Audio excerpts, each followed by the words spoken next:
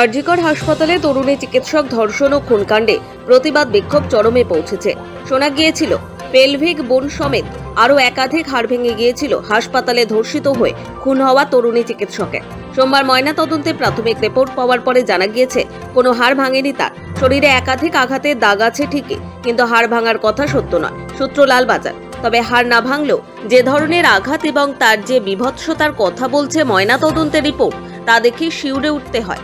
সন্দেহ আরো দৃঢ় হয় যে সে রাতে তরুণীর ওপর একজন মাত্র নির্যাতন করেনি।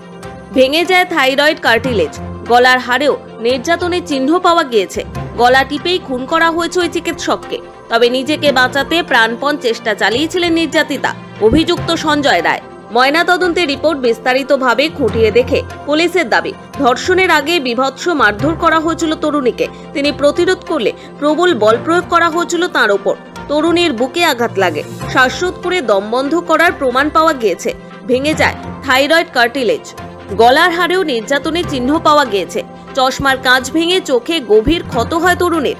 অপরাধের হাত থেকে নিজেকে বাঁচাতে প্রতিরোধ করতে গিয়ে প্রবল ধস্তাধস্তিতে কাঁচ ভেঙে যায় এবং চোখে ঢুকে রক্ত বেরিয়ে যায়। মাথাতেও আঘাত রয়েছে তার। রিপোর্ট বলছে ধস্তাধস্তির সময় নির্যাতিতার মুখ চেপে দেওয়ালে ঠুকে দেওয়া হয়েছিল মাথা। মুখে আঁচড়ের ক্ষত রয়েছে, পাশাপাশি তার যৌনাঙ্গে গভীর ক্ষত রয়েছে।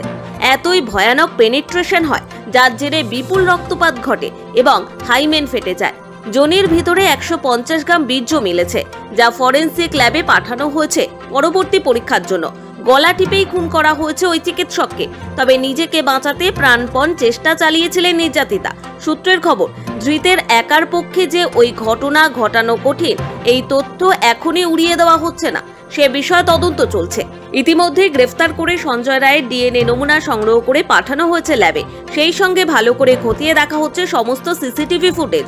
সোমবারই ময়না তদন্তকারীরা ঘটনাস্থল পরিদর্শন করেন। মোবাইল ডেটা এক্সট্রাকশনের জন্য পাঠানো হয়েছে।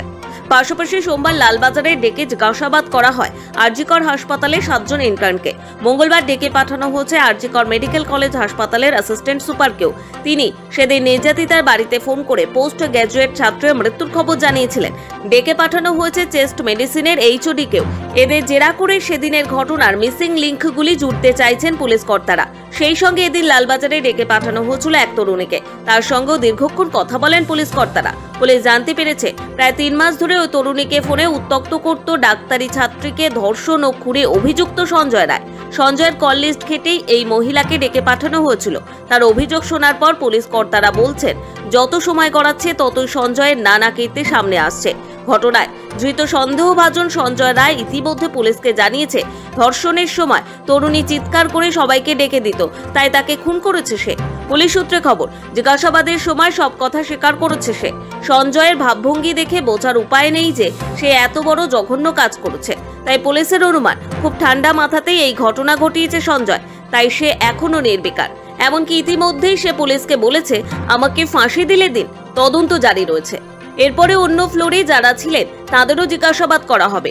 অন্য ফ্লোর সহ ওই ফ্লোরে গত 1 মাসের গতিবিধি দেখার জন্য 30 দিনের সিসিটিভি খতিয়ে দেখা হবে। নির্যাতিতার বাড়ির সামনে দাঁড়িয়ে সোমবারে পুলিশ কমিশনারকে 7 দিনের সময়সীমা বেঁধে দিয়েছেন মুখ্যমন্ত্রী। রবিবারের মধ্যে দোষীরা গ্রেফতার না হলে তদন্তের ভার সিবিআই এর হাতে তুলে দেবেন বলে জানিয়েছেন। তারপরেই আরও তৎপরতা দেখা গিয়েছে লালবাজারে। স্বাভাবিকভাবেই লালবাজারের এই তৎপরতার মাঝেই সন্ধ্যের মধ্যে জানানো হয়েছে ময়না তদন্তের তথ্য। সৌভিক সান্যালের রিপোর্ট, সময়, কলকাতা।